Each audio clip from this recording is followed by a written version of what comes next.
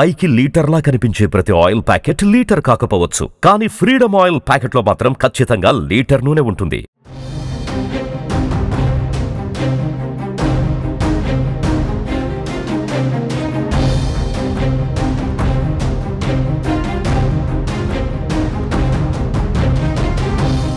IPL 2025 అంగరంగ వైభవంగా కొనసాగుతుంది టోర్నమెంట్. ఇప్పటికే 15 మ్యాచ్లు అయిపోయాయి. నిన్న మ్యాచ్ తోటి 16 మ్యాచ్లు కంప్లీట్ అయిపోయాయి. అయితే 16th match LSG versus Mumbai Indians తలపడడం జరిగింది.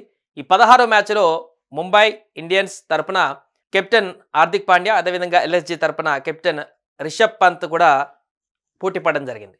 దీంట్లో ముంబై జట్టు అనూహ్యంగా చివరి వరకు పోరాడి ఓడిపోవడం జరిగింది. అయితే ఈ మ్యాచ్లో అనూహ్యమైనటువంటి ఒక పరిణామం, మ్యాచ్లోకి బరిలోకి దిగేటువంటి కొన్ని క్షణాల ముందు టాస్ టైంలో రోహిత్ శర్మ ఆడట్లేదనేటువంటి విషయాన్ని హార్దిక్ పాండ్యా అక్కడ చెప్పడం జరిగింది.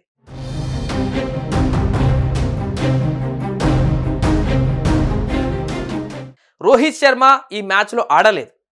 ఎందుకు రోహిత్ శర్మ ఆడలేదు అనేటువంటి అంశానికి సంబంధించి ఇప్పుడు సోషల్ మీడియాలో విస్తృత చర్చ కొనసాగుతుంది.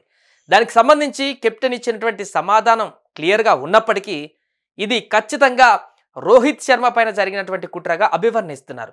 రోహిత్ శర్మని ముంబై టీంలో నుంచి తప్పించారా?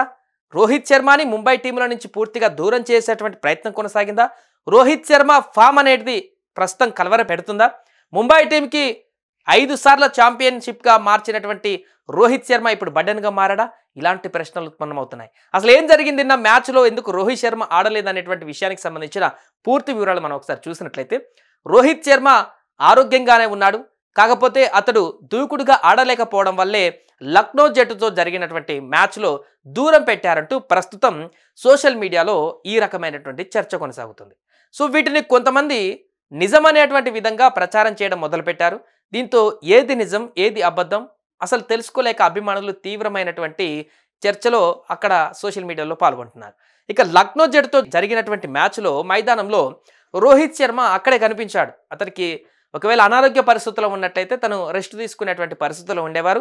బట్ అక్కడ డగౌట్లోనే రోహిత్ శర్మ కూర్చొని మ్యాచ్ అంతా కూడా చూసి గెలిచేటువంటి పరిస్థితి నుంచి ఓడిపోయేటువంటి పరిస్థితి వరకు అతను క్షుణ్ణంగా పరిశీలించినటువంటి తీరు చూసాం. సూర్యకుమార్ యాదవ్ అంతకుముందు నమన్దీర్ చేసినటువంటి బ్యాటింగ్ను కూడా అతడు ఆస్వాదించాడు. నమన్దీర్ అవుట్ అయినప్పుడు రోహిత్ ఒక్కసారిగా ఆందోళనకు కూడా గురయ్యాడు. దానికి సంబంధించిన ఫోటోలు సోషల్ మీడియాలో విస్తృతంగా కూడా కనిపిస్తున్నాయి. ఇక రోహిత్ పలు సందర్భాలను నవ్వుతూ చాలా యాక్టివ్గా కనిపించాడు అక్కడ గ్రౌండ్లో. ఒకవేళ కాలుకు కనుక గాయమై తీవ్ర ఇబ్బందులు ఉన్నట్లయితే, అనారోగ్య కారణాలతో ఉన్నట్లయితే అంత యాక్టివ్గా ఉండరు కదా, కొంత అనీజీగా ఉంటారు కదా అనేటువంటి ఇంటెన్షన్ ఎవరికైనా మనకు కనిపిస్తుంటుంది. బట్ రోహిత్ శర్మ అక్కడ చాలా యాక్టివ్గా, చాలా జాయ్ఫుల్గా ఉంటూ చాలా ఫిట్గానే ఉన్నట్టుగా కనిపించాడు. కాబట్టి అతను దెబ్బ కారణంగా లేకుంటే గాయాల కారణంగా ఆడకుండా ఉండడానికి ఉండేటువంటి అవకాశం లేదు. కావాలని పక్కన పెట్టారు రోహిత్ శర్మ అనేటువంటి ఒక ప్రశ్న ఇక్కడ దీనివల్ల ఉత్పన్నం అవడం జరిగింది. గాయం కాలేదని, ఫామ్ లేకపోవడం వల్లే అతన్ని పక్కన పెట్టారనేటువంటి వాదనలు కూడా ఈ యొక్క పరిణామాల వల్ల బలం చేకూర్చాయి. సో తాజాగా ఒక ఫోటో సోషల్ మీడియాలో విపరీతంగా సర్క్యులేట్ అవుతుంది. అంతేకాకుండా ప్రస్తుతం రోహిత్ శర్మకి సంబంధించి మరొక వైపు ఈ వాదన ఇంకొక వర్గం వేరేలాగా కొనసాగిస్తుంది. అదేంటంటే కొంతకాలంగా విశ్రాంతి లేని క్రికెట్ ఆడుతున్నాడు రోహిత్ శర్మ. రోహిత్ శర్మ అయినప్పటికీ కూడా ఎప్పుడు కూడా గాయానికి గురి కాలేదు, ఎంత ఒత్తిడిలో కూడా. ఎందుకంటే గాయంతో బాధపడుతున్నట్టు ఎప్పుడు కనిపించలేదు కూడా. తొలిసారిగా గాయం కారణాన్ని రోహిత్ శర్మ బయటి ప్రపంచానికి చెప్పడం అనేది అందరికీ ఆశ్చర్యాన్ని కలిగించింది. ఎందుకంటే రోహిత్ శర్మ తన శరీరానికి గాయాలయ్యేటువంటి విధంగా ఎప్పుడు ఆడాడు కూడా, అంత రిస్క్ కూడా తీసుకోడు. అంటే రన్ చేసేటువంటి విధానంలో కూడా మరీ హెవీగా అక్కడ హార్డ్ వర్క్ చేయడు. ఈజీగా 6లు బాదుతూ గ్రీజులో నిలబడి ఒంటి చేత్తో మ్యాచ్ను కొట్టేస్తారు తప్ప హెవీగా రన్ తీయడం కానీ ఇతరత్ర ఎక్కువ స్ట్రెయిన్ చేసేటువంటి పరిస్థితిని చేయడు. ఫీల్డింగ్లో కానీ బ్యాటింగ్లో కానీ వికెట్ల మధ్య పరిగెత్తడం వంటి వాటిల్లో కానీ. సో అయితే శర్మకు నిజంగానే గాయమైందట. ఈ విషయంలో జాతీయ మీడియాలో కొన్ని ప్రసారం అవుతున్నటువంటి సందర్భాలు కూడా ఉన్నాయి. ముంబై జట్టు ప్రాక్టీస్ సమయంలో రోహిత్ శర్మ మైదానానికి వచ్చాడు. ప్రాక్టీస్ అనంతరం తీవ్రంగా ఇబ్బంది పడుతూ ఆయన మళ్ళీ తిరిగి వెళ్తున్నటువంటి ఒక ఫోటో బయటికి రావడం జరిగింది. చివరికి మెట్లు ఎక్కకుండా కూడా ఎక్కలేనటువంటి పరిస్థితి, అంటే ఎక్కేటప్పుడు కూడా కొంత పక్కన ఒక పరిస్థితులతో కొంత డీలా అయినటువంటి పరిస్థితుల్లో మెట్లెక్కుతున్నట్టుగా కనిపించింది. సో రోహిత్ శర్మ ఒక సహాయకుడు సపోర్ట్తో పైకి వెళ్తున్నటువంటి కూడా దాంట్లో కనిపించింది. తద్వారా రోహిత్ మెట్లు ఎక్కగలిగాడు. సో రోహిత్ ఆరోగ్యం బాగోలేదు, చివరికి అతనికి మోకాల నొప్పి తీవ్రంగా ఉంది, అందువల్ల మెట్లు కూడా ఎక్కలేకపోతున్నాడు అంటూ కూడా ఇప్పటికే రకరకాల చర్చలు పక్కన పెట్టి రోహిత్ అనారోగ్య కోణంలో ఆలోచించాలంటూ కూడా ఇంకొక వర్గం చేస్తున్నటువంటి కామెంట్స్ మనం చూడొచ్చు. ఏదేమైనా కూడా అంటే జనరల్గా ప్రాక్టీస్ చేసినటువంటి తర్వాత ఎవరైనా కూడా బాడీ కొంత ఒత్తిడికి గురవుతుంది, స్ట్రెయిన్కు గురవుతుంది. ఆ కారణంగా రిటర్న్ మళ్ళీ డ్రెస్సింగ్ రూమ్లో కానీ తన రెస్ట్ రూమ్లో కానీ వెళ్ళేటప్పుడు కొంత వచ్చేటప్పుడు ఉన్నంత యాక్టివ్గా ఉండరు, అలసిపోయి ఉంటారు కాబట్టి స్వెట్టింగ్ తోటి కొంత ఢీలాగా నడిచేటువంటి ప్రక్రియ కామన్గానే ఉంటుంది.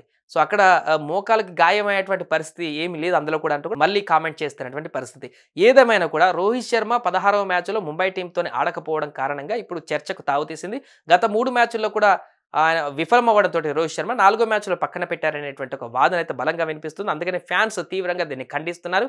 సో ఈ యొక్క చర్చకు ముగింపు పలకాలంటే నెక్స్ట్ మ్యాచ్లో ముంబైకి వెంటనే కనుక రోహిత్ శర్మని కనుక టీంలో ఉంటే ఈ చర్చకు ముగింపు పలికేటువంటి అవకాశం ఉంటుంది. అప్పుడు కూడా గాయం కారణంగా కనుక డగౌట్లను కూర్చోబెడితే ఈ వివాదం మరింత పెరిగేటువంటి అవకాశం ఉంటుంది. చూడాలి మరి నెక్స్ట్ మ్యాచ్లో రోహిత్ శర్మ ఆడుతాడా లేదనేది.